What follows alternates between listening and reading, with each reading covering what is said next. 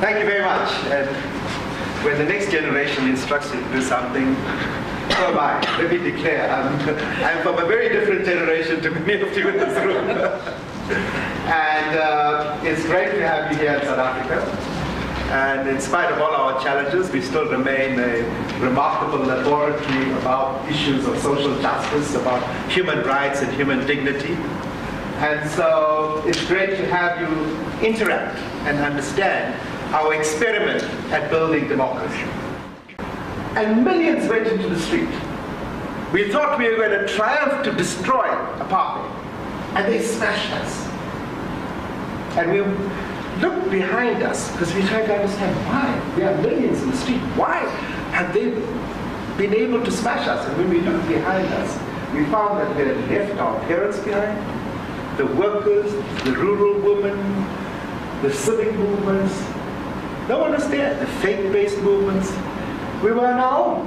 And then we realized that actually activism is not just about organizing students, it's about organizing society.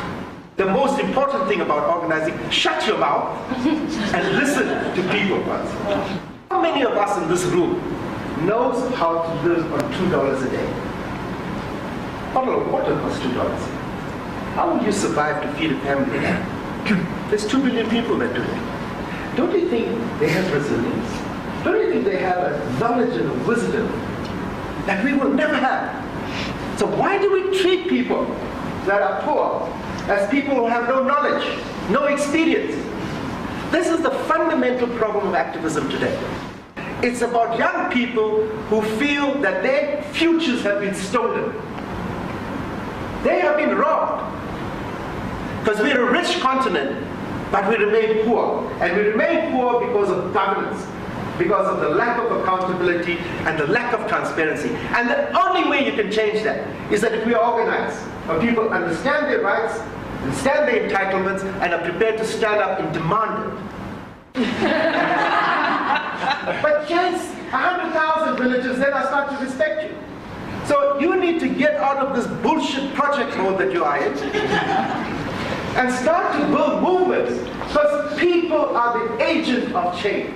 It's like when I led the trade union movement, it was the mothership.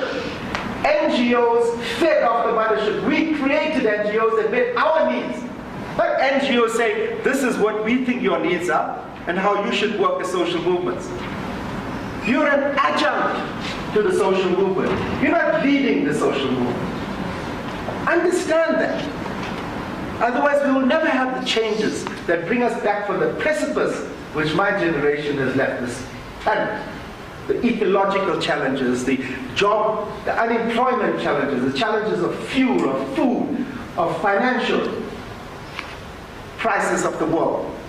That's the challenge you face, which I think is a tremendously remarkable, exciting opportunity for you to change the world. Because we expect you not to be leaders of tomorrow. We expect you to be leaders of today.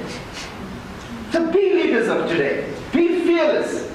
Believe in what you have. Be passionate about what you believe in. And change is inevitable. And that is my discussion today globally. Because Oxfam or Greenpeace or Amnesty has to change. It has to change the way it thinks, the way it works, the way it supports grassroots organizations. We have to globalize grassroots voices. I get sick and tired of listening to leaders of civil society who feel that their only goal is to get invited to some UN meeting. And so that's the difference between the generation that I lived in and experienced apartheid and the generation today, where these rights are enshrined in a constitution, at the heart of which sits justice, human dignity, and the constitutional right of our people to a better life.